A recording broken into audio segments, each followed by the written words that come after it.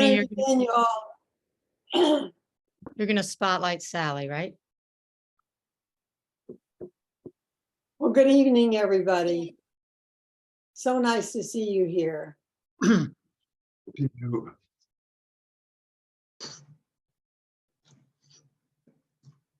Spotlight Sally. We lost her. Oh, no, she said hello and then She said hello and then disappeared. she Oh, dropped. no. Do you want to welcome Liz? Yeah, why don't I welcome everyone, and when Sally gets back. Yep. So welcome everyone to Contra Costa Tail Spinners. Our swap has been around for 25 years and the last few on Zoom. And we're so glad that both our local community and some of our far-flung friends can join us on this Zoom. So let's get started. So Tails, Go, Sally. well, now I have this big thing in front of my face. Just click on it. Marnie, spotlight Sally. There we are. All right, before anything else happens to me, if I disappear in a cloud of smoke or something, I'm just going to say good evening. Wonderful to have you here. Let's begin. Go for it. Go for it, storytellers. Thank you. Okay. I'd like to now introduce our featured storyteller for this month, and that is Ed Lewis. There you are. Hi, Ed. Hi, everyone. Buddy. Yeah, So, my Kauai buddy. yeah. So I'm going to tell you a little bit about Ed, but Ed and I, we've bumped into each other for quite a few years now. I bumped into you at the Bay Area Storytelling Festival, at the Sierra Storytelling Festival, at different, Zooms and things. But we got to know each other much better last month. We were both in Kauai, in Hawaii, for a storyteller retreat. And it was so awesome, Ed, to get to know you on a deeper level, to see you up in front of a big audience of kids, totally having them right in your hand with this big guy doing these silly things and having a ball. The little kid inside the big guy was totally connecting with all the families in the audience. So, and it's no surprise that that is true, because Ed says he's a storytelling groupie. He says that he attends and performs at storytelling events for adults and also for kids everywhere he possibly can. One of the things we need to acknowledge is that Ed is a board member of the Storytelling Association of California, which is the sponsor of this Zoom programming, and sort of an umbrella over all our swaps, including our swap and the Sacramento Storytellers Guild. And Ed is one of the hosts of that swap. And he is also the producer of SAC's genre series, which happens every month, and which we almost every month manage to send one of ours to represent us as one of the storytellers. And that's been such a fantastic program. And I especially want to acknowledge how it has really brought our whole state together through, making lemonade out of lemons, of the fact that we had to be on Zoom to let us really connect across this huge state. So woohoo for Ed for that.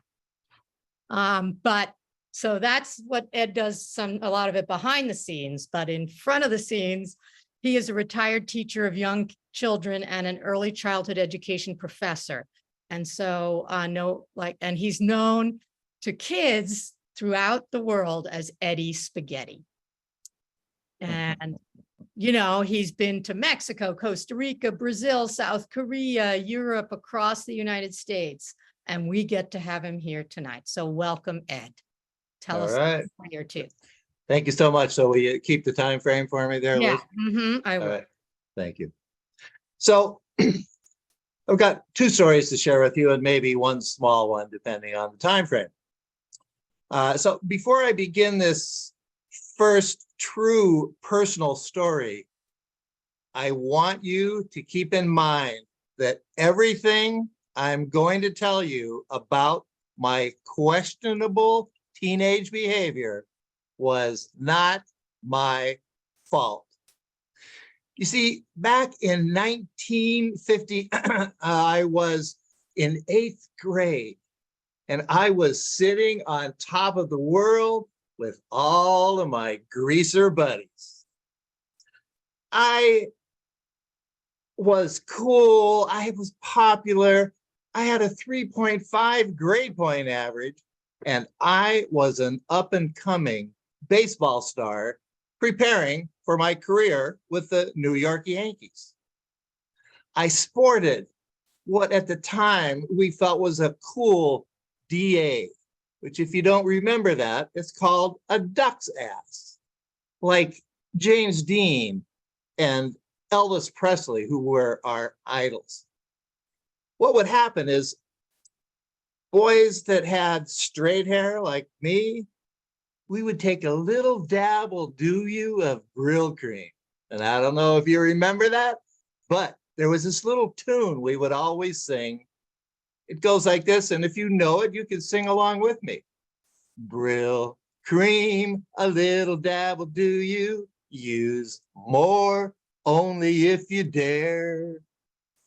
And we put that in and make that DA in the back, which is a duck's ass. And then we would take the front and a couple of little dabs and put it in the front and bring it down so it hung over our forehead. We thought we were the coolest thing around, and we were known as greasers, and we were cool. I don't know if any of you are from this era, but you would know that greasers are it. I mean, Elvis Presley, James Dean, who can beat that? So I was sitting on top of the world with all of my greaser buddies. And then my father ruined my life forever. He got this job promotion, and we had to move from our middle class town of Tacoma, Washington to Seattle, where he got a job promotion and he moved us right into what I refer to as Ivy League hell. It was not greasers. These were up and coming rich kids that were headed to Stanford. And my parents had visions of me changing my attitude and my attire of leather jackets to be more like the Ivy Leaguers and follow in their footsteps. I looked at all these kids and the boys. They wore the most ridiculous clothes. They had patent leather shoes, black slacks, starched white shirt, a tie, a cardigan over all that. And the girls were even worse. The girls, they had on these starched white blouses and plaid skirts that went over their knees. And then they wore the worst invention in shoe history, saddle shoes. And I don't know if any of you ever wore them, but oh my gosh, it was horror when I looked at that. But I was, I think, a clever 9th grader, and I had a plan for getting me back to my beloved Greaser Haven in Tacoma, Washington. It was the 3rd day of school, and I walked into 3rd period, Mr. Moffat. He was the math teacher. He was balding, glasses, a little belly, maybe a little bit like me. And he was up at the board writing when I came in late because I wanted to make an entrance. My entrance was black boots, black leather pants, a white t-shirt with Camel cigarettes rolled up in the sleeve, and my leather jacket slung over my right shoulder. And I sauntered in and looked at all these Ivy Leaguers with disdain and came up to the chalkboard and I said, "Hey, Mr. Moffat, I got something I got to say." Excuse me, we're starting class. Have a seat. No, I got to say it right now. Aren't you that new kid? Yeah. I'm the new kid. All right. What do you need? I just want to let you know that you're an effing asshole, and all these Ivy Leaguers out here behind me are effing assholes also. So I got exactly what I had planned, sent to the principal's office. The principal called my father. I got suspended for 2 days. And now with my 9th grade logic, I knew we would have to move back to Tacoma. Well, to my dismay, and it just didn't happen that way. But I still took revenge. So in 10th grade, I got kicked out of the marching band for being drunk at a football game. I torched most all my homework. And by the time I was a senior, I had a 1.5 grade point average. And I surely wasn't going to Harvard or Stanford or even Oxford. Best of all, though, I joined a motorcycle gang. And the leader of that gang was none other than Elvin Dick. He was the coolest greaser with everything that I've described, but he also had a 1954 Harley Davidson FLT motorcycle with a sidecar on it. It was shiny red and the sidecar was black.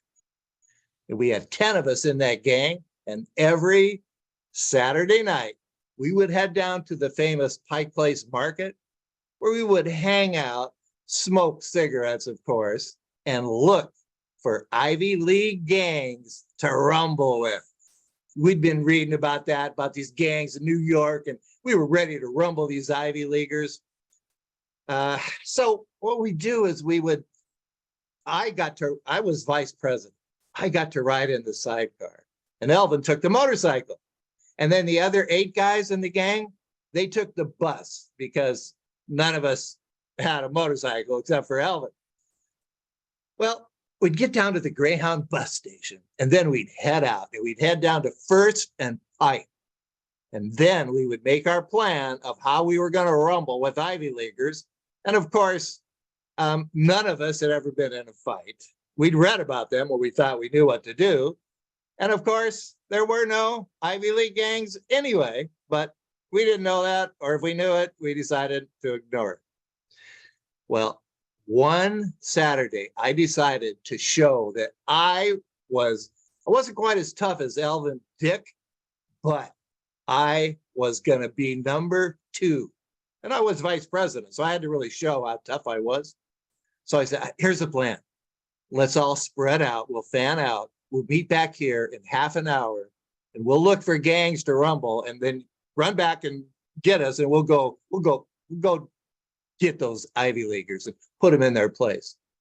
So I ran 2 blocks down to this alley, and I went into that alley, and I punched myself 10 times in the lip till I had a nice cut lip and blood was flowing out.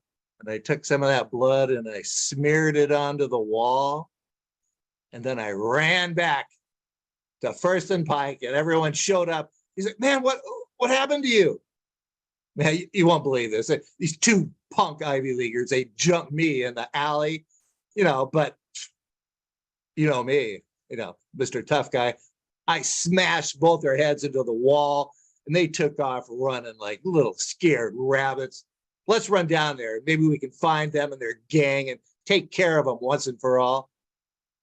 Well, we came down to the alley, and there it was. I showed them all the blood on the wall, and then we went around looking for them. Well, of course, we didn't find them, but my status just went up and up and up. And I was definitely number 2 in the motorcycle gang, even though I never had a motorcycle and I've never ever, even to this day, ridden a motorcycle. So I was just thinking I really like gang life, and I've enjoyed the Zoom and meeting all these storytellers around the world. And I would like to offer to all of you here and to anyone listening or any of your friends to start a gang of storytellers. Now, there's only 3 main rules. At least one of us needs a motorcycle.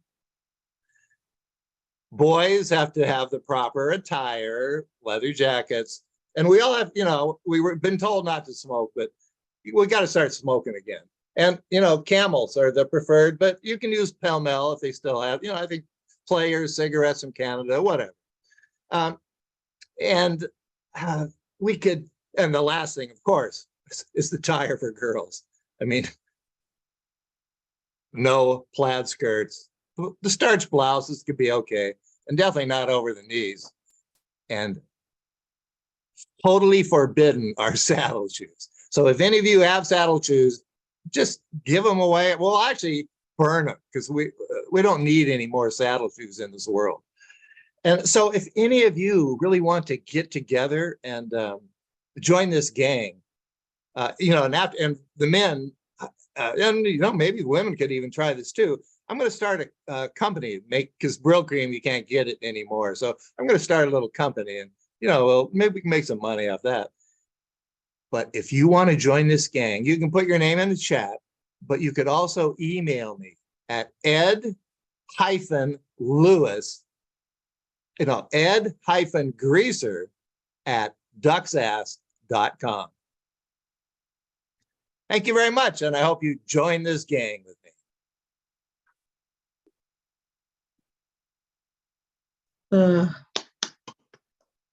All right. So where was my time on that, Liz? Oh, okay. It's at 12 and a half minutes, basically. Oh, So okay. another 10 minutes. Okay. All right. Okay. So the next one, I'm going to thank, the reason I'm doing this is because I went to, I brought up a news story and I wanted to workshop it. So I went to a group last Saturday, and Vicki Ness happened to be there, and it's a group where you can get feedback. And Vicki gave me some good feedback. So I want to try something that she suggested I do, and thank her for that. Now, just like starting that company, for the Brill Cream, I want you all to listen very carefully to this story, because at the very end of it, you can join me in becoming a multi-millionaire and maybe even a multi-billionaire. The story goes like this. Oh my God, Carol, please pull over. This pain, I feel like I'm gonna die. I was in a car with my girlfriend, Carol, and her 2 daughters that were 4 and 6. We were driving from Los Angeles to Chicago. And we were just coming into Austin, Texas, when this huge pain just overtook my body. I had no idea what was going on. But Carol pulled into this hospital. Luckily, there was one about 10 minutes away. I went into the emergency room, and all I remember is that I was shot up with some kind of a drug. I threw up, and then I ended up about 3 hours later coming out of a stupor in a hospital room. And the doctor was there, and I said, "Doc, what happened to me? I mean, I feel pretty good now, but what's going on? Why did I have all that pain? Am I dying?" And he said, no, son. He said, in fact, this is really cool for me because I haven't had one of these for a long time. And I'm excited about this. said, okay, yeah. So what are you excited about? He said, son, you have a kidney stone. A kidney stone? What's a kidney stone? Well, it's a calcium deposit that forms in your kidney. And then he went on with all these technical terms that I had no clue about. And I said, so, well, what does that mean? I don't feel any pain.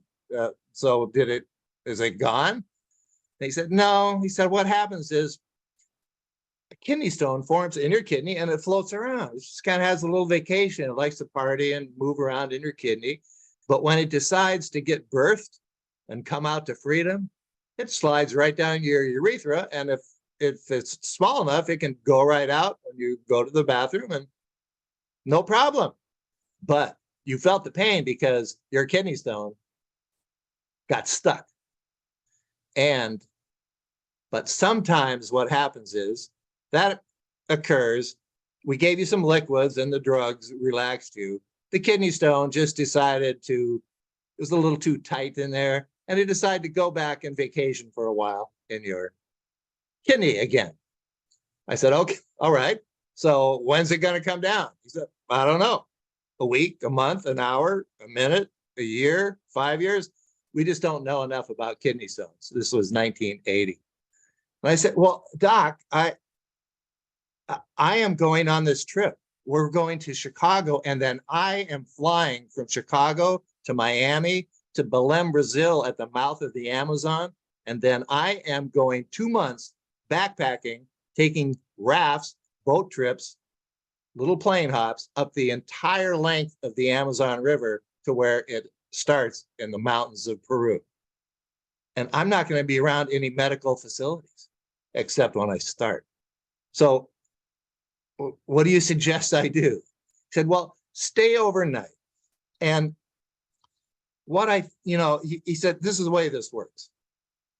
If that kidney stone can come back down and get stuck, if it comes out, that's great. But if it gets stuck again, I've got my favorite little tool.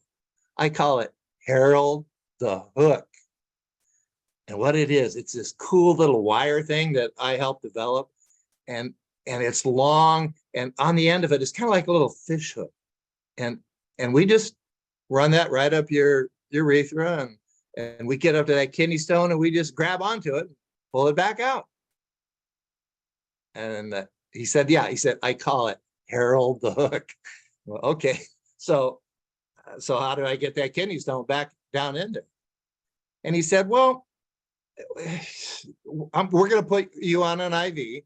So you get a lot of fluid. I'm going to give you lots of water to drink. The idea is to help flush this. And then maybe you can walk around the room, do a few jumping jacks, run in place.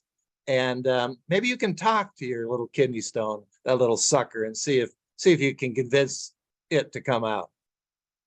And I said, well, all right, that sounds kind of weird. He said, but you probably should name it. I said, okay, I'm Fred. I'm going to call my little kidney stone Fred. So for the next 2 hours, I walked around that room with that little IV and the apparatus moving through my hospital room. And at one point, I had a little conversation with Fred. I said, hey, Fred, how's the weather down there? No response. Hey, Fred, how about you and I make a deal? No response. I said, don't be shy. I mean, we're really kind of intimate. No response. I said, okay. Think of it like this, Fred. You remember that show, Let's Make a Deal with Monty Hall? I'm going to make you a deal. I will drink a 6-pack of your favorite beer, Heineken, if you decide to go on this journey to birth and freedom. How's that? Well, I did feel a little movement down there. So I think Fred and I, we had a connection for sure. Well, Fred did decide to go on that journey, and I felt that pain again. I buzzed the doctor. He came up, got me down to the operating room, and he forgot to tell me this part. To numb me, he gave me a spinal tap. And I don't know if any of you have ever had a spinal tap, but he told me, he said, this is, giving birth to a kidney stone is like a woman who gives birth. You kind of know what it's like a little bit now, but you're going to have this intense pain, and don't worry about it. This big needle came out. I'm on my belly. He shoots it into the very bottom of your spine. And I felt like I was shooting through the roof, but I then felt no pain. I woke up a few hours later in the hospital room, and there was no pain. I went, oh, the doc came in. They said, all right, you got Fred? Can you show him to me? Well, son, there was a little bit of a problem. Fred evaded us. Harold really tried to get him, but Fred just wasn't having it. He's back up there partying, vacationing, having a good time. I said, oh, all right, well, so what now? I mean, I'm going to the Amazon. What do you suggest I do? Well, I suggest you don't go. I said, well, I'm going. So, I mean, what else can I do? Well, if you get on the Amazon and you feel this happening, I'm going to give you some Valium to help relax you. Then you want to drink as much local beer as you can to help flush that out. And if you got a little bit of happy smoke and that relaxes you, well, go with that. I went, okay. So we went on. I didn't have any more symptoms. Got to Chicago, flew to Miami, flew to Belém, Brazil, which is the mouth of the Amazon. And I was at a park, and they had an environmental science play about the destruction of the rainforest in 1980, the cattle farming, burning, and logging, excessive logging. And it was a really interesting play. And I'd met some people there, and we had a couple of beers and a few smokes, and we were feeling pretty good. And Fred decided to go on his little journey to freedom, and I felt it, and the pain was so intense. I just grabbed about 4 beers, and I chugged those beers, and then I had a little bit more smoke, and I was, you're bloated at that point because nothing's going anywhere. And they had this outdoor men's latrine. And I went over there, kind of leaned against it, and Fred found his way to freedom. He shot right out, and I did what the doctor said. I had enough presence in my stupor to get a little paper towel and get Fred and wrap it up. And I kept it for all the way through the Amazon, and and a month through Ecuador and hiking Machu Picchu. But I brought Fred back, and they analyzed Fred and told me what it was all about. But they still didn't know that much about kidney stones. Well, over the next 10 years, I passed 17 baby Freds in 10 years. And I am a professional kidney passer. And I'm going to share the secret with you. Here's how it works. When I felt it come on, I didn't actually have any Valium. But I had some smoke, a little happy smoke. And then I always have some beer around. So I drank beer, and that worked with little Fred. And then within 2-3 hours, and I never even went to intense pain. And then for the next, there was 16 more, same thing. I could feel it when it was coming on before it got too painful. Did all those little tricks. I should patent it. I should get a copyright on it. And so here's again another potential offer to join a company. Now that marijuana is legal in California and many other places, and there are craft beer places all over. I mean, I try to do research at a lot of them, and we could get together and we could form a company about how to get rid of kidney stones.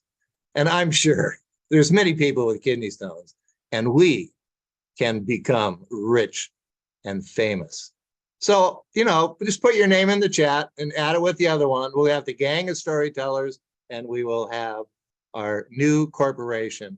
And maybe we could just call it Fred. Thank you, Ed. Wow.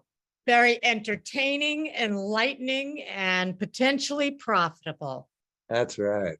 What a great combo for stories. That was wonderful. All I can say, Ed, is I want to see evidence of you with the duck ass and the biker. You know what? I act- want to see him. Okay, just At the end of here, I have a photo. I'm gonna go get it and show it to you. all right, when we're all done. Great. Yeah, Thank you when we're so done. much. Okay.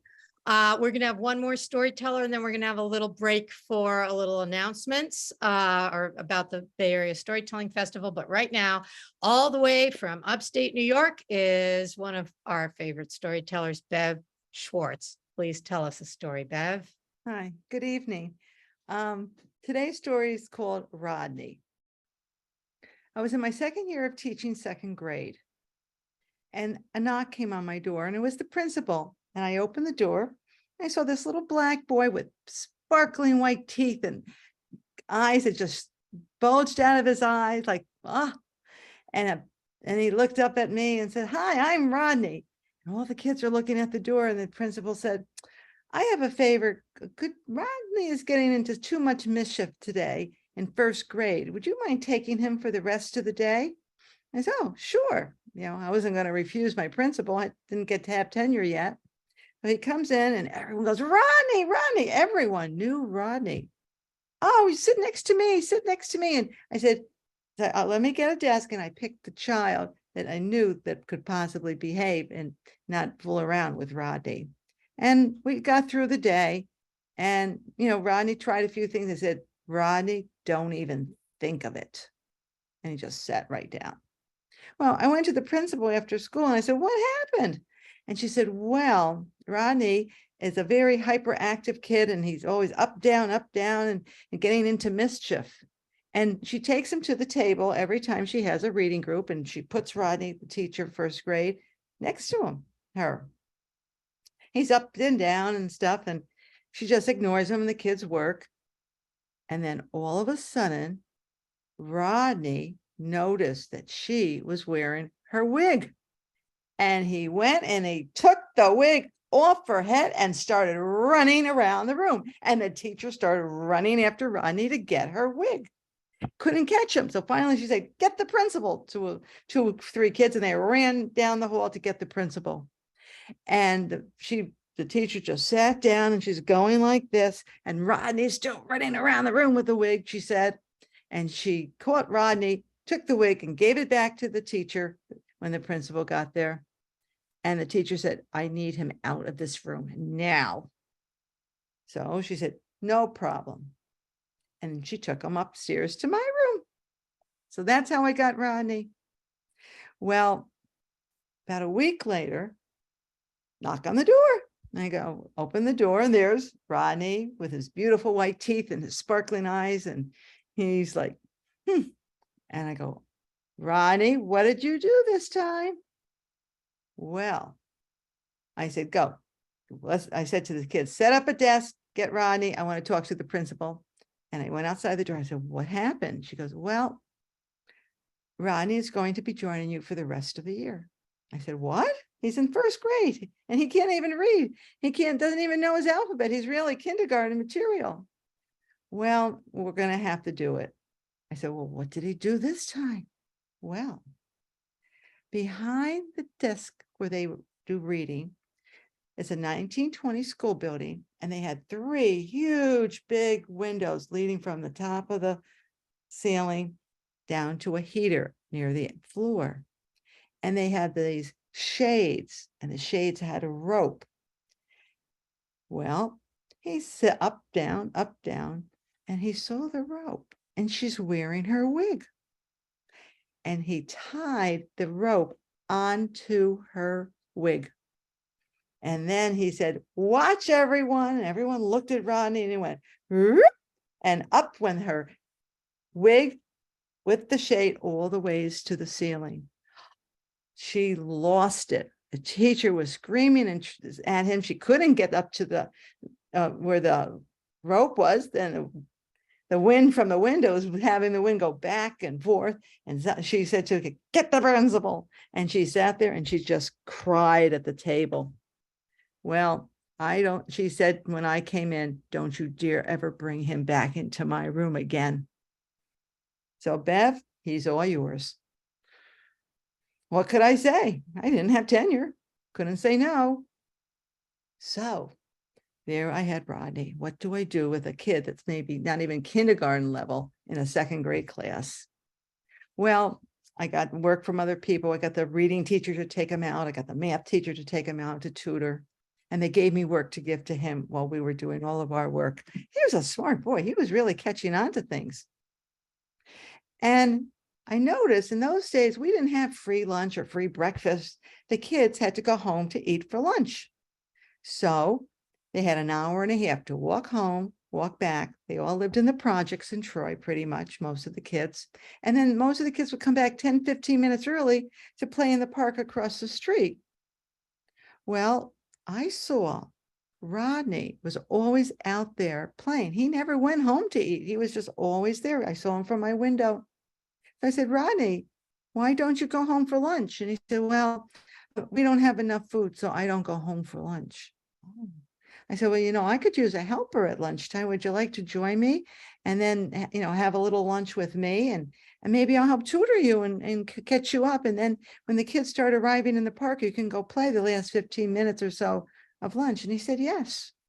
So every day I made him a sandwich and a fruit or something. And we had lunch together. And then I started tutoring him and we talked. And once I started that and we started our friendship, he never gave me a problem anywhere in the room. I mean, the kids loved him.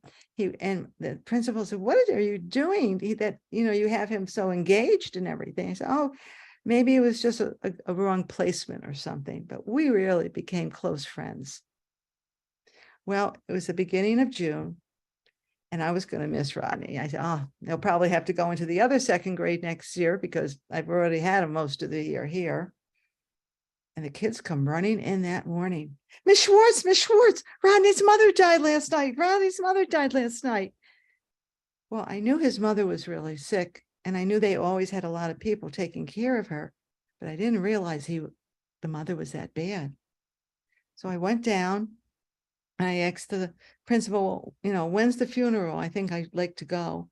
And she told me it was going to be that Saturday. And she told me, well, it's no parking space in this church. It's a very old church and you're going to have trouble finding parking space. So go early if you're going. And I went back to the class and we all made some nice cards for Rodney. And I said I would be going to the funeral and take it. So principal was right. It was a very old church, no parking lot in the worst section of town, right next to the projects. And I couldn't find a space. I had to walk about 10 blocks or so where I parked. And I was late and it started at 12. It was like 10 after 12 and it was packed. All the kids, all the parents from my school that I had were there and other people. And as I walked in, people had been talking. The first back row became quiet and I walked down and got quieter and quieter. I looked at my skirt. Is my slip showing or something? I didn't know why I was making everyone just look at me and be quiet. And then Rodney, which was sitting in the first row, stood up and said, Miss Schwartz, I'm here, come. And he ran down the aisle and everyone's looking at us. He takes my hand, goes, come, I want you sitting next to me. And he drags me, to the seat and I sit down and there's like silence in the church. I'm going, oh my God, what did I do here? And he says, here's my aunt and my cousin and this and that. And then the music began. I had never heard of music like this. It was gospel music, I was told later. I had never heard of it. And not only did the chorus start singing, but the whole church was singing this music before the service. And then they had the service. And then after the service, Rodney took my hand and said, come, in the first row of relatives. And I walked down the aisle and we went down into the basement where they were having a reception and food and just conversation. And Rodney started introducing to everyone, this is my teacher. This is my teacher. And everyone looked, oh, now, Now we know who she is. And they'd come up and say, oh, thank you. Rodney always talks about you. Or thank you. We hear you've been having lunch with him every day. They knew all about what was happening in school in my classroom with Rodney. And then I realized why everyone had been so quiet when I entered, and how they all wanted to know who I was. And now in the basement, they were being introduced to me, and it made sense to me. I was the only teacher from the school who attended the funeral.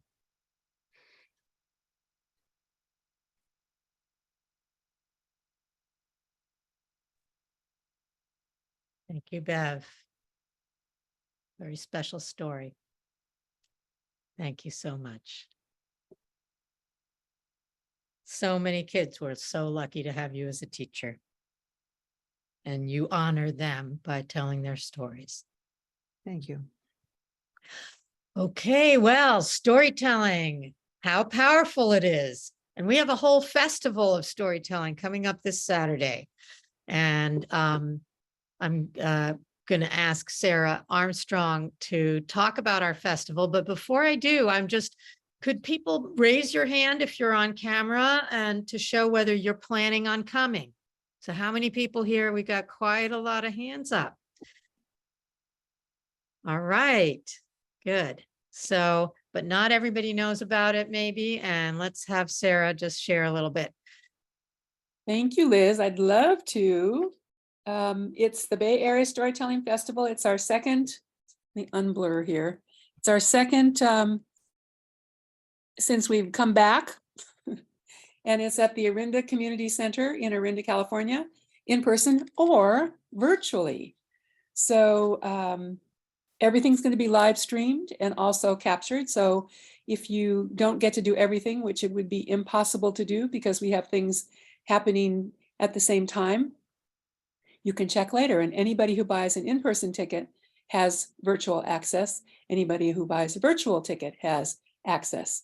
So our featured tellers are Antonio Hosha, Ingrid Nixon from Alaska, Tim Araneta from local area, and Kirk Waller from the local area. Also, the Asian American Storytellers in Action have a slot, and 4 or 5 of them will be telling stories.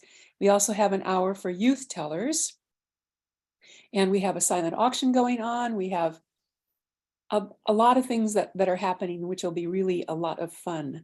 So I hope you can come to Orinda. If not, come to Orinda virtually.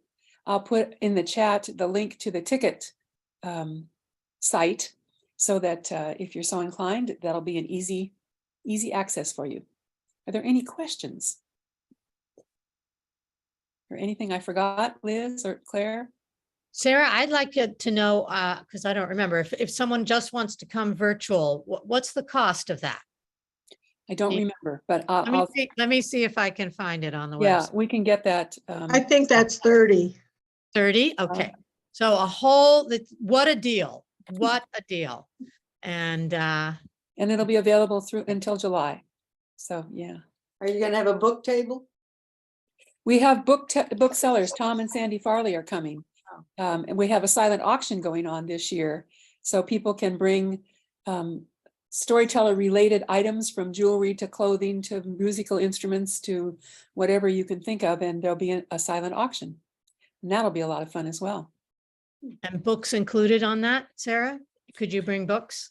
Probably not a good idea. Save them for next year because Okay. we have a bookseller there. So, and Okay. Tom and Sandy will also be selling puppets. Kathy Martinez, our wonderful jewelry maker, will be there as well. So it's going to be pretty cool. I think these are Kathy's that I'm wearing. They're mother of Probably. pearl. And Yes, yeah, yes. yeah. So they're beautiful. I'm excited about getting something new from her on Saturday. So hope to see you there. Thank you. Those of you I've hands, I'll be looking for you. Thank you. But really, for everybody who's out of town or can't, some out of towners are coming anyway, but think about the virtual ticket because it's going to be fantastic. Okay, I will get that website for you and put it in the chat.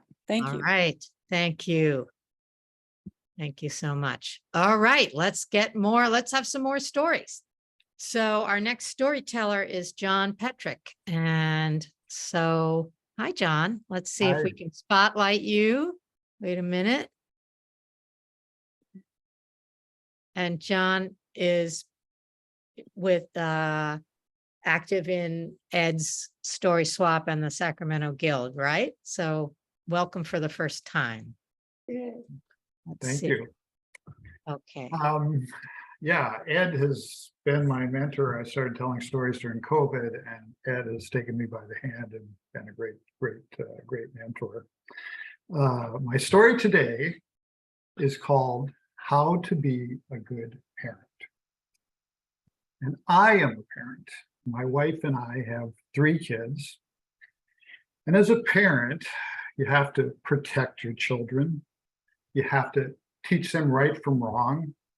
You have to help them go out into the world. And sometimes that takes some tough love. And you have to let them make their own mistakes. And those mistakes can be painful. But when I think about it, it really wasn't Molly's mistake that caused her to get her head caught in the power window of our Ford Taurus. That was the mouse. Let me tell you about the mouse. Well, Molly was in 2nd grade, 7 years old, and a lot of good elementary teachers have a pet or a plant in their classroom to teach the kids about nature and how to take care of things. And Mrs. Gurgis had a mouse named Eli.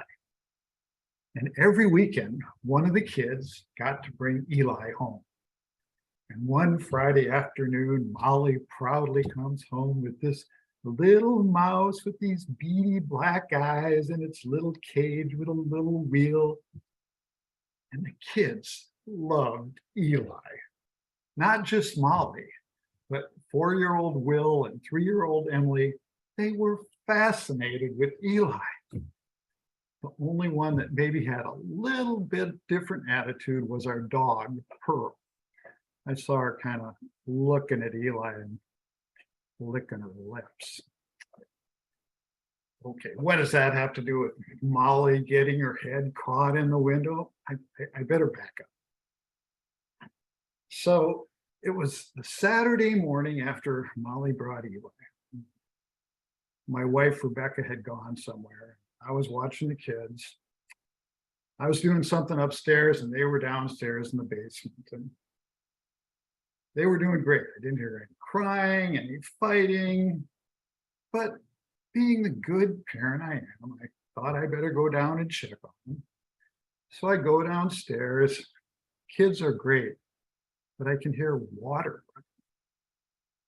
And I go into the basement bathroom and someone had left the sink running. And you know that little hole in the top of the sink? That must have been plugged because that sink was full and all the water was flowing out onto my brand new carpet that I had laid the weekend before. I'm not only a good parent, I'm a pretty good handyman too. But anyway, my project was ruined and I was upset. But like a good parent, I calmed myself down. I summoned the children into the bathroom. I told them what they had done wrong and what they need to do better the next time. And then I went up to the garage, I got the shop vac, and I told them, you're gonna vacuum that carpet until it's dry. I started the shop vac and went back upstairs. Well, a couple minutes later, the shop vac's running, but all of a sudden I hear this laughing and giggling. So I go back downstairs and the kids have taken the vacuum end off of the shop vac and now they're putting it on each other's cheeks and on their arms and on their bellies and it tickles and they're laughing. Well, I have to get serious here. They've been given a job and they have to learn to be responsible. get a few glares, but I go back to work, so I go back upstairs. And I'm sitting there thinking, man, I handled that pretty well. These kids, they're gonna learn a lesson from this. And then Molly runs up the stairs, Dad, Eli. Well, they tried to tickle the mouse, and the mouse got sucked up into the shop vac. Well, another thing you have to teach your kids as a parent is respect for other people's property. And this mouse was the property of the school. So I ran downstairs, I pull off the top of the shop vac, and sure enough, there's a little mouse swimming around in the water. I'll be able to get this slippery mouse out, and I'm just going to put it back in the cage, and it jumps out of my hand, runs into the hallway. Will's in the hallway. He says, it went in the laundry room. So I'm rushing over to the laundry room, but one thing I hadn't considered was that the laundry room and the bathroom were right next to each other. And the water from the bathroom had seeped under the wall onto the floor of the laundry room, and it was soaked. I hit that linoleum in the laundry room and I go, oh, I fall on my butt. I get soaked in the water. I'm sitting there stunned, and I hear the kids, Dad, he's in the family room. I get up, go into the family room. Emily says, he went up in the bookshelf. So I go to the bookshelf and I start taking these books out, and I like have a whole shelf of books laying her down around my feet. And I get to the second shelf and I pull out a book, and a mouse jumps out. I jump backwards. I stumble on my books. I run into Emily. Emily's 3 years old. She weighs like 35 pounds. She goes flying into the brick fireplace. I get up, Emily's screaming, and she has a little L on her forehead, just the size and shape of the corner of a brick. And that L just gets redder and redder, and soon it's just gushing blood. And I'm holding Emily and I'm trying to calm her down, and I'm trying to put pressure on her, and it's not working. So I need to get a towel. I pick up Emily, I go into the laundry room carefully this time. I get a towel, I put it on her head, and I'm holding it, trying to put direct pressure on. And all of a sudden I hear the other kids crying and screaming, Dad. And I go back into the family room with Emily, and there's Pearl looking up at me with a little tail hanging out of her mouth. Well, the kids are distraught, but I don't have any time to comfort them because I got to get Emily to the emergency room. She needs stitches. Oh, I'm soaking wet, but I get all the kids in the back seat. I get them all buckled in. And I start backing out of the garage. All of a sudden I hear this. I stop the car and I say, who left their bike in the driveway? And Will says, Molly did. And Molly says, Will did. And kids get out of their seatbelt and they open up the back window, and they're stretching their heads way back to try to see back behind the car to see whose bike it is. And Will, being only 4, needed a little extra boost to see out. So he puts his knee up on the armrest, and the window starts coming up, and soon Molly's window. Well, somehow I was able to extract Molly, and then at that moment, Rebecca, my wife, pulls up in the driveway. The kids jump out of the car, they're crying, Mom, Mom. I get this pretty wicked stare, but I say, I don't have time to explain. We got to get Emily to the emergency room. Take Emily to the emergency room. So Beck gets Emily and they take her car to the emergency room. And after that, it's just a normal weekend.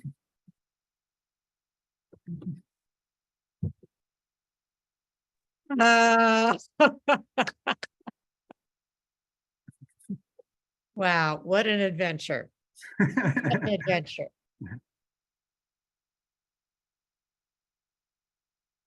All I can say is, I believe that story. If it isn't true, you definitely need to enter the next liars Liars. contest. But if it is true, you all survived quite an episode. Most of it's true, not all in that same sequence and not all that happened on the same day. Okay, well, you put it together really, really well. Thank you so much. Come back and tell us more stories, okay? Thank All you. right. Moving on, our next storyteller is Bobby Kincaid, and she has been telling us in installments a big story from Chinese legend and mythology, I guess you would say, a very old Chinese story. And Bobby, you asked me to keep a time for you because this is a big story and you weren't quite sure how far you were going to get right today. Right. So, Right. when shall I say that when you've gotten to 9 minutes, I'm going to hold this Okay, up for you, okay. and it'll okay, and then Marnie, after a minute or so after that, please spotlight me as well as Bobby so that we can. And then if you don't get through it today, Bobby, you got to come back and finish it for us. Okay, does that sound all right? Yeah, but I've disappeared. We see you. I see you. Oh, But dear. okay, so now I think you're spotlighted. So up, it came back to me. I'll certainly unspotlight myself. Let's see. Okay, remove spot. There we go. Let me remove this. Thank you, Marnie. Yay, Marnie, our tech host. Thank you so much. Okay, Bobby, take it away. Oh, here I Go am. for it. You're here. Thank you. It's the year of the rabbit, and it's the way the Chinese first learned how to tell time and keep a calendar. So I'm going to put part 3 and 4 together because last week our electricity was off. Okay, so the August Jade Emperor was on the balcony of his grand castle looking out, and he was looking at the solar system. And he was the organizer. The god had him come up to them, and they made him a kind of a god, and he was to organize all their creations, which he had done. And his best job, he thought, was the solar system. And there was the sun, and he's watching Jupiter go around the sun, and he's watching the earth go around the sun. He's watching the moon go around the earth, and then he was watching the earth shifting in its axis, so there was day and night. So he had 12 hours for day and night. He had 12 moon cycles around the earth for a year. It took the earth that long to go around the sun. And then he had Jupiter, where the earth would line up with Jupiter, and it took Jupiter 60 years to go around the sun. So he had a set of 60, and he had a set of 12, and 12, 12. And he was very satisfied because that's why he had invited the 12 animals up, so that they could be one of the 12 hours. And everything was working really, really well.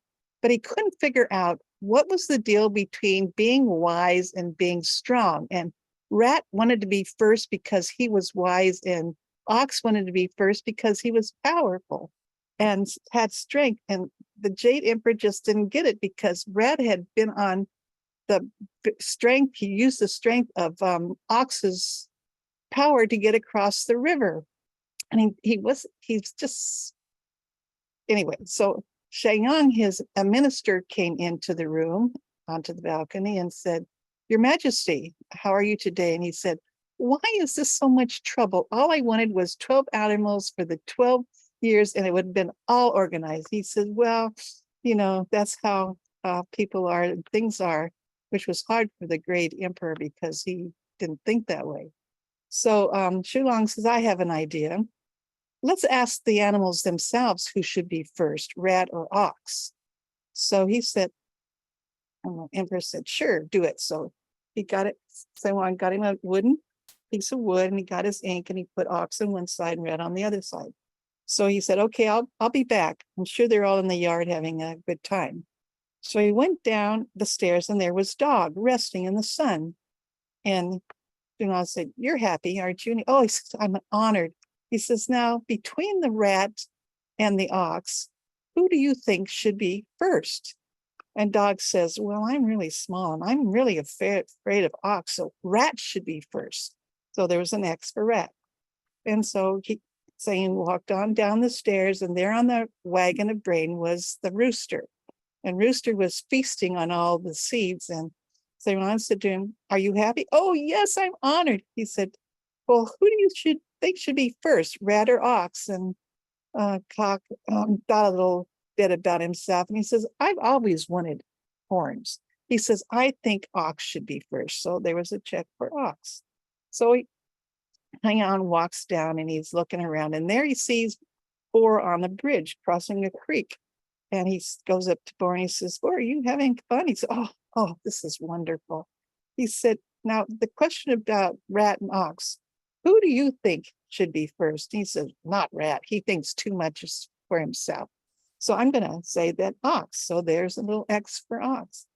And he walks on, so, gets himself together and he walks on down and he goes into the rainforest. And pretty soon he runs into Tiger and Tiger's resting in this majestic way. And he said, Tiger, I guess you're really happy. He said, yes. He says, now the question of ox and rat, who do you think should be first? And Tiger kind of chuckled and he says, well, of course, rat, because he's challenging ox. And I think that's very wise and very clever. So there was another check mark for rat. And he goes on and he walks further. But pretty soon Monkey swings out of the tree and he said, no, that's not right. Ox can see. I can see ox's strength. And rat, he can't see. He just thinks he's wise and clever. So I think ox should be first. So there was another X for ox. And so Snake slides up in her slitherly way. And she said, oh, no, that's not right. The best is the wisest. So Shaman put another little X for rat. And he walks on and comes to this beautiful meadow and standing in the shade of a tree, there's Goat feasting on some grass. And he says, Goat, are you happy? Oh, yes, I'm very pleased and honored. He says, now the question of rat and ox, who do you think should be first? And Goat says, rat's too busy. He rushes here, she rushes there. It just bothers me. But ox, he's slow, he's steady, he's dependable. I vote on ox, of course. Well, Horse trotted up and he said, well, I don't think so. He said, ox is awfully lazy. And Shanyu kind of chuckled and he says, so I'm going to vote for rat. So I'll check for rat. And then Hare comes up and she hops up very carefully. And she's been feasting on the flowers. And Shanyu says to Hare, well, who do you think should be first, ox or rat? And she said, well, ox doesn't think very well, but that rat, she really thinks really well. So I'll vote for rat. And there's one creature left, the dragon. And Sanu looks all over for him and finally he spots him out in the middle of the lake as he's walking back across the bridge. And he yells to dragon, come on over here. He said, I think you're very pleased with your place. And dragon said, yes, anything's perfect for me. He says, now what about ox and rat? Who do you think should be first? And dragon said, well, ox, of course, because he did me a favor. So you looked at his list and he thought, oh dear, I got to take this news up to the Jade Emperor. I don't think he's going to be very pleased. So he walks up there and the Emperor was sitting there. He's looking down at the earth like he always did. He just loved the people and the animals and all the business that went on down there. And Thingy bows to him and says, I have some news for you. He said it was Hawk, Boar, Monkey, Goat, and Dragon for ox. That's 5. And then he said Dog, Tiger, Snake, Horse, and Hare wanted rat. That's 5. And the Jade Emperor just went, how is this ever going to be settled? He says, this goes on and on and on. I didn't know it was going to be so hard. So as he's looking down at the earth, he said, oh, I got an idea. Why don't you go down and ask the villagers? And so they brought in Ox and they brought in Rat, and the Jade Emperor told him their plan. He said, Sangyu's going to take you down the earth to a village to see who should be first. Well, you could see Rat thinking, and as they floated down, Rat was saying to the Sanjay, I don't have a chance because Ox is big and he's been on Earth for so long and he's helped everybody. They're not going to even see me. I'm so tiny. Can you make me larger? Maybe just a bit larger. So of course he asked Ox, and Ox, no, he was so assured that everybody would love him. He said, sure, go ahead. So Sanyu made Rat bigger. So they go into the village, and first the kids all patted Ox and loved him up. And then somebody saw Rat and they said, hey, look at Rat. And Rat was smiling and she let everybody pet her. And she was just so clever and so cute. And so Sanyon said to the group, well, in a contest, who should be first, Ox or should Rat be first? And everybody yelled, Rat, Rat, Rat. Oh, so he said, okay. He said, okay. So he took him up back to the palace, and there was the Jade Emperor. He says, did they decide? Well, you could tell who decided. All the animals were in the room waiting, and Rat walked in very proud, and Ox came in, and the Jade Emperor said, well, Ox, is that okay with you? And he said, yeah. He says, they'll love me anyway forever because I helped them. We never knew about Rat. But everybody in the assembly there who was ready for a big feast, they clapped. And so that was then decided that Rat would be first and Ox would be second. And everybody was so pleased. They had a toast, they had a party, and they loved the Jade Emperor and Sanyu, and everybody went back to Earth. And that's how today, I think from the 6th, 7th, 8th century, the Chinese have had a calendar. So the month, the hour, the year, and the 60-year cycle continues to this day. And thank you. That's the end of the wonderful storytelling cycle of why Rat was first in the zodiac. Thank you, Bobby. What a wonderful story cycle. And end of that, but I hope not the end of your coming to tell us more stories. No, that's the end of that Good. one. Good. Or- Wow. That clever rat. Yes. Wonder if related to the mouse in John's story. Probably, yeah. Yeah.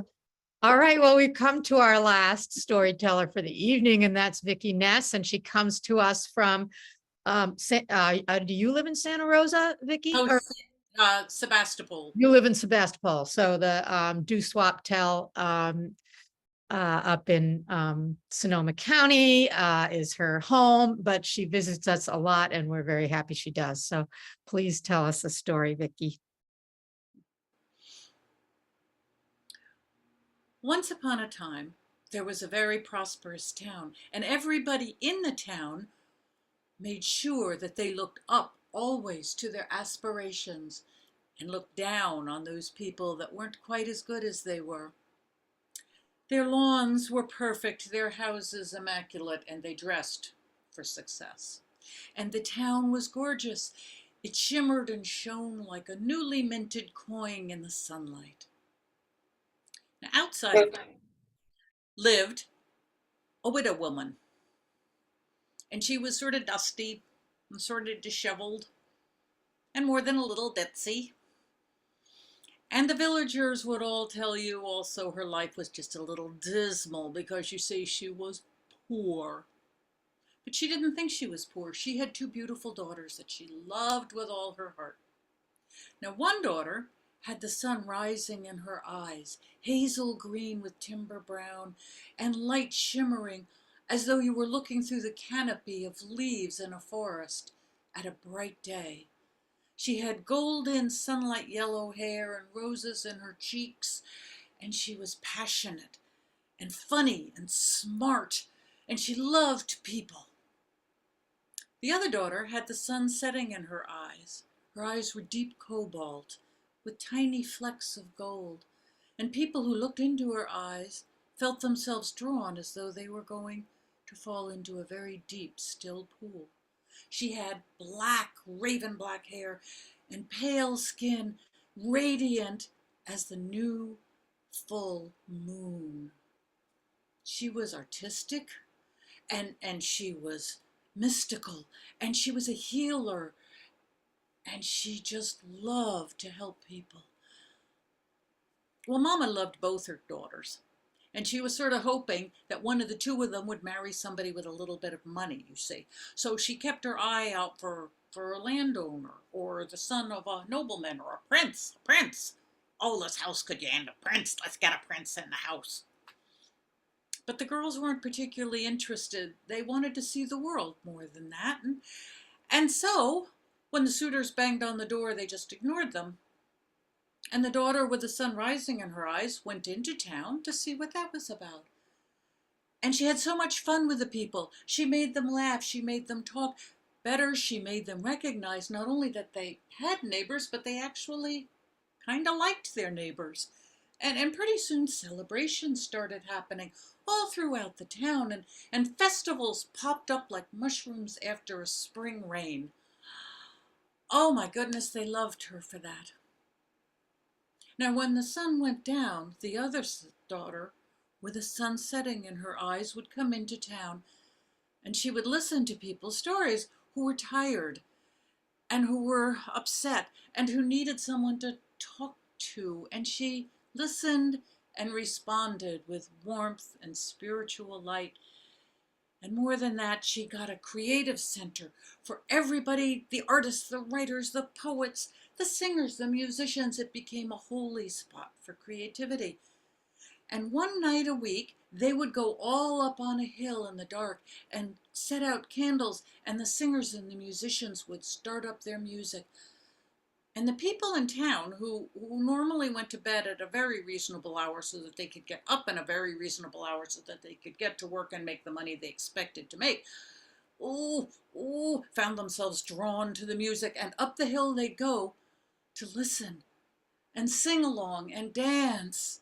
And oh, they had such a good time that before they knew it, it was past midnight.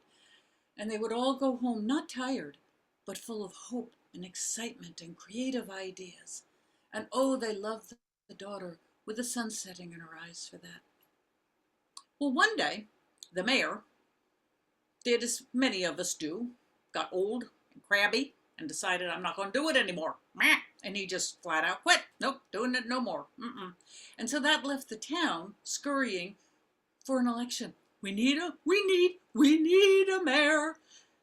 And it occurred to them in unison that if one mayor was good, two mayors might be twice as good. And so they elected the daughter with the sun rising in her eyes to be mayor of the daytime, and the daughter with the sun setting in her eyes to be mayor of the nighttime. And this worked out beautifully. And the two girls moved into the mayor's mansion with Mama in tow. And the town thrived. And people talked to each other and supported each other. And those people who needed something met those people who had something. And those people who had something to say met those people who wanted to hear. And the weft and warp of community came together. And the whole town grew. And it didn't shine like a coin anymore. It shone like the sun itself, nurturing, life-giving, beautiful and warm. Well, this didn't go unnoticed by other dignitaries in other towns. And so they would come and visit, and they would walk through the town with whichever mayor they happened to be talking to. This is very nice, very nice. And then, as was a tradition, they would have tea with Mama. Well, now, Mama no longer was disheveled. You see, she had found satin slippers and brocade gowns and ruffly fluffle things under her neck and a huge wig with flowers and fruit and birds in it. Oh, she loved it. And she would have tea.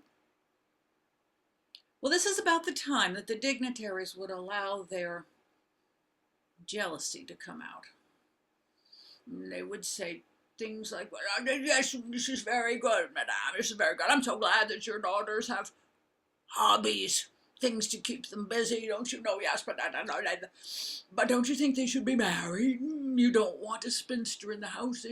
They should be married by now. And then their little wives would snipe up. How are you going to get a family this way? You'll never have a family. Which point Mama would put down her steaming teacup and rearrange her wig. And she would say very clearly to them, Monsieur and Madame, I want you to know that my daughters, they are in committed and passionate relationships. And in fact, they married for love. You see, they married their visions. And as for the rest of this, and here she would sweep her arm to include the whole town.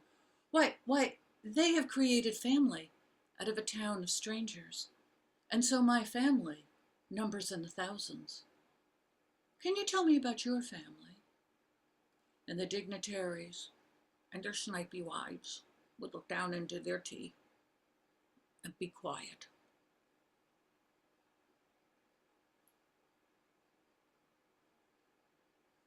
All right, let's everybody unmute and clap for Vicky and for all our other storytellers from Diamond, Fabulous. Woo! Wonderful. Tom, Bobby, Wonderful. Wow. Wonderful. Hooray. Sally, turning it over to you. Thank you so much for coming tonight. It was lovely being with all of you. Look forward to seeing you at the festival on Saturday. Look forward to seeing you next month. Do come back. We so appreciate your telling. Liz, thank you so much. Marnie, Marnie, mwah. thank you so much. We'll do it again. Have a wonderful month. Have a wonderful week. Thank you, Sally. Oh, there's Ed's picture of himself. Oh, speak up Where? so we can see it. Yeah, bring it back a little bit. Wait, I can't see. Yeah, it. you're gonna have to scan that, Ed. You're gonna have to like, I need to see it much Oh, more. I see it. Oh, yeah, there it is. There's the dog. You want, you're mute, Ed. Oh, You're- look at him. He was cute. He still is cute. There we go. Yeah. Hold it about 5 inches back and we can see it. Okay, let's see. Let me pull it up here. That's There? right. Oh, Yeah, we can wow. see that one. So actually, I gave up the leathers and I became an Ivy Leaguer and I went to Ivy League college. Wow. The DA, The DA. that duck's ass. Did anyone in this group ever do that? The greaser, the duck's ass thing? Yes, I did. Sally. Sally did. I had long hair. My brother. Really? Hey, does anyone want to admit they wore saddle shoes and loved I them? did. I think almost everyone did. I thought they were groovy. Yeah. Yeah. Well, you know, we just had with the Sacramento Storytellers Guild, we just had a gathering of storytellers. We do it 3 times, a house thing, a potluck. And Linda Kennedy, who many of you know, she's the host. She knew about this story, so she wore saddle shoes and made sure I saw them.